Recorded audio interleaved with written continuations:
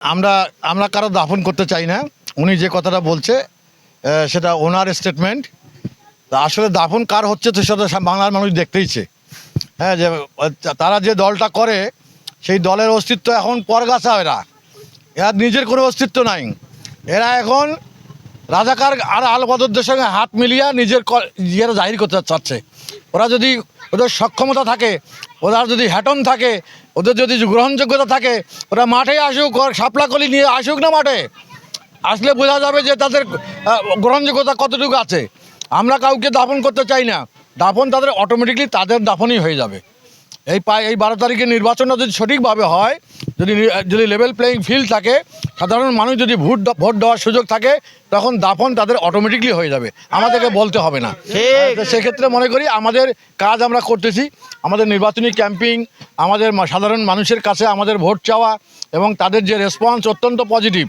রংপুরে ইনশাল্লাহ আমরা আশা করি যে রংপুরে লাঙ্গল প্রতীক নিয়ে জিএম কাদের বিপুল ভোটের ব্যবধানে বিজয়ী হবে ইনশাল্লাহ। এটা আমরা প্রত্যাশা করছি। আমরা কাউকে অ্যাটাক করে কোনো কথা বলতে চাই না। আমরা চাই যে নির্বাচনী যেটা মানুষের রাজনৈতিক শিষ্টাচার, সেই শিষ্টাচারটা ওদেরকে শিখতে বলবো। যে যারা এই কথাগুলো বলেন তারা রাজনৈতিক শিষ্টাচারটা শিখেন, তারপরে রাজনীতিতে আসেন। এখনও তাদের রাজনীতিতে আসার সময় হয় নাই, বয়সও হয় নাই, অভিজ্ঞতাও হয় নাই, তাদের কোনোটাই নাই। তারা আসছে শুধু মবের উপরে ভর করে। আমরা মনে করি এই মবের কবর রচনা হবে এই 12 তারিখে ইনশাআল্লাহ।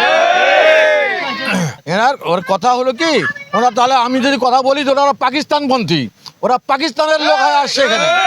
হ্যাঁ, আমরা ভারতীয় কোনো দালাল না, আমরা ভারতীয় পৃষ্ঠপোষকতা করি না, আমরা ভারতের সঙ্গে সম্পর্ক নাই।